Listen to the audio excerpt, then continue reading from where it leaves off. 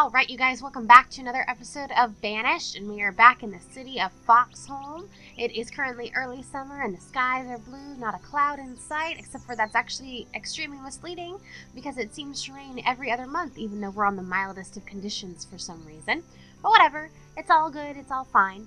As you can't tell, we're finally in year 35, and we finally got our population steadying out a bit. We still have quite a few older people who are about to sadly kick the bucket, but we have quite a few younger children that have just become adults, if you can't tell by our laborers count, and we're doing pretty well on tools, clothes, food, and herbs, and wood and stone. Iron, not so much, but that's mostly because I don't have anyone currently working in the smelters. But now that we have enough supplies and resources ready to expand, it is time to expand, of course, over to here. Now, as always, if you guys have been watching my playthroughs for a while, you know exactly what I love to do by these rivers and lakes. Always, always, always, in the theme sets, you go to docks and buildings for your water areas. Super cheap, super easy to get the resources for it, and they look so freaking shanty-like, as the name suggests. But we're going to go ahead, we're going to throw in a couple of trading posts as such. It goes along with the theme of being a very old part of town, which is what I want it to be. Later on, we'll advance and we'll get other parts, other lakes, to more nicer looking areas and communities.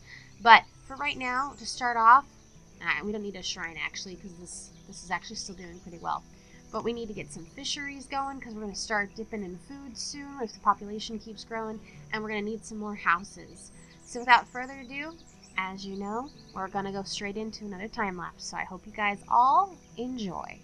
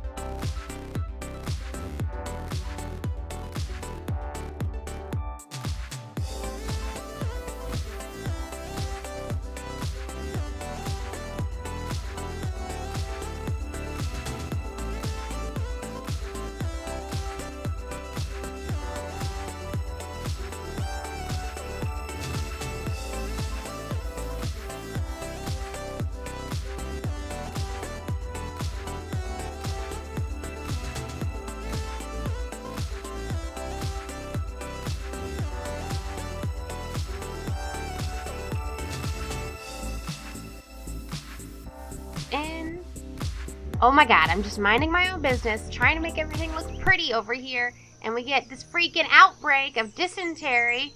This freaking child, I bet. Are you child? No, you're actually 23-year-old. Never mind. Usually the children start all the diseases because, you know, they're such dirty little children. But seriously, we don't need a disease right now. Like, we really don't need this. I don't even have any doctors actually built, now that I think about it. Mini hospital? No. Should I build a bigger hospital? Let's do a mini hospital to start. You can go in the corner right there. And that, no, why is it, it's always in slow motion after that. And then I need to get another hospital. Upstat, medieval clinic, health center. Health center doesn't match anything. The clinic doesn't match anything. That doesn't match anything. What's this? That doesn't match anything. What am I going to do? What am I going to do? The dentist. The dentist is obviously what we need. This might be our only option of old-looking things, honestly. Which sucks, because it's made from the original game, and I don't like using it because it does not look the nicest. Can we build this thing? Hello? Can this increase priority? Please and thank you. Go away, boat. We don't need you right now. Seriously, why is it whenever I want to build a freaking hospital, they never actually pay attention and or build? Now look at that. It literally takes... Oh my god! This happened in the last season too. Oh my god, was that so hard to do? Literally, it's the cheapest thing possible, and they still can't seem to get their act together enough to get it done fast enough. Okay, let's build another one. And another one, because y'all are stupid. And y'all are gonna die if you don't hurry up. Thank you. Can we build it now?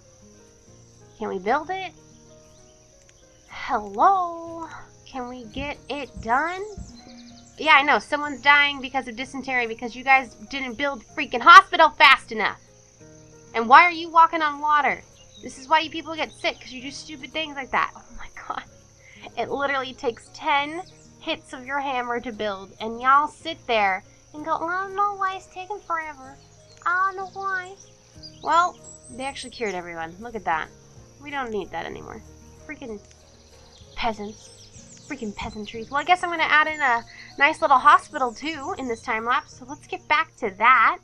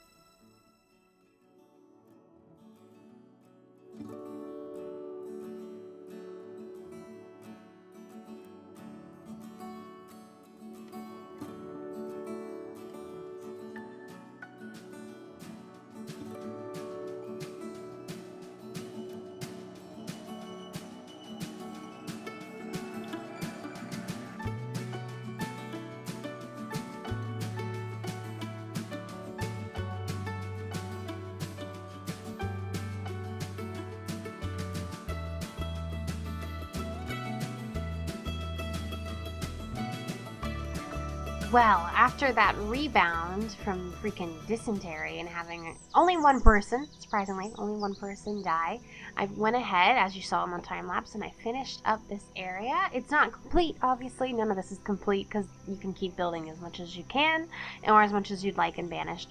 But I think it's a pretty good stopping point for today's episode. I actually was able to run through 3,000 logs while building this area, just to give you kind of a scope on how much I spent in it. However, absolutely no stone was used at all. None at all. Literally, we still are sitting at about 1,800 stone still, so we're fine on that. But still, 3,000 logs. It's cheap, but man, it's really heavy on the wood to build all these dock shanty, this set right here. Docks and buildings for your water area. I wish they had a better name for it. But let me go ahead and pull up my stats so you can see that. In case you can't tell, our food has gone up tremendously. Next episode, we're going to get on our iron production a bit more because we started running low on tools, which is why I had those guys back in there. We also need to get our wood production up and going, so I'm going to need to get another sawmill in here somewhere. And then I don't know what else we'd have to do. We'll see. We will see. And I've expanded so much that everyone has homes, but there's actually some homes that well, I guess this is the only example right now, that are sitting empty because they are moving to homes that are closer to their actual jobs, which is good. That's exactly what we want them to do. And I just love comparing these two areas here. Like, they're close enough to be one town for sure, but everyone here is nice and laid out, and they have actual space, like yards, and they look like they're a bit more well off, and they got the nice marketplace all kind of like set up, and then they got these few little extra houses on the side. And then when you look over here, everything is super squished together. You got the market area in there compared to having a nice plaza. Then you have all these houses surrounding everything, and the hospital here, as well as an apothecary, because I thought that the apothecary would actually heal and provide healing oils, only instead it actually acts as an herbalist, so it's kind of pointless. But I like the building itself, and I think it looks good in the area. And then again, like I said, hospital right across the street from it, so that area is set. In case you can't tell, our total population went up about 50-ish since we started this episode. We were at like 80-something. And we added in another school right here in the corner, which is actually getting filled up pretty quick. So schooling is going to be another thing we're going to need to take a look at. But yeah, definitely sitting pretty where we are right now. Everyone's doing well. We got food coming in everywhere. Fishermen, dredgers. We're making good things. We're making good things right now. And I just love this area. Like, you can tell it looks old and it looks shanty-like because it's like a shanty thing. But I really loved being able to going ahead and fencing off some of these houses, giving them some like storage, having some carts in there, some wood hanging out, a little bit of foliage here and there, carts here, like some chopping stations. Over here, just got more storage for the market. This is kind of like the main little square area. That's about all they get, with just some stone benches. Over here, these guys kind of have a small yard as well. I actually forgot. Hello? Oh, it's saving. I actually forgot to go ahead and do this. This is what I wanted to do.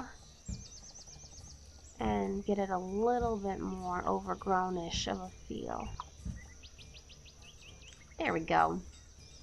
And that way it looks a little bit more like wild and not as tamed compared to the other part of town. But I'm really loving it. The whole idea of it overall, it looks good. It looks really good, even though it's really old, and you can tell it's old compared to how spaced out and how nice everything is in the other part of town we did in past episodes. But yeah, that about does it for me today, you guys. Thank you guys so much for watching, and I hope you enjoyed. I hope you got some inspiration for your own cities. I know just building this itself just gave me so much inspiration for things I can do later on with this set, because I just freaking am in love with this set. But yeah. Thank you guys so much for watching. Make sure you leave a like down below. Subscribe if you are new. And if you have any comments, please let me know down in the comment section. Oh, I forgot. Last episode, I was calling these houses town adobes. However, as one of you pointed out in the comments, I was actually wrong with that pronunciation. Last season, I got stuck on building a Spanish mission in one part of town, which we might end up doing again in this town as well. But I got stuck on it, and they were all called adobes and things like that. And I totally messed up the D and the B. It's actually abode, a town abode, like, oh, my humble abode. So yeah, I apologize for pronouncing that wrong, but thank you for catching me on that. I felt so silly afterwards. I was like, that makes so much more sense, because adobe, I'm pretty sure, is a longer word anyways, so it was just throwing me for a loop. But yes, definitely leave a like, comment, subscribe, all that good jazz, and I'll see you guys all in the next episode. Bye, you guys.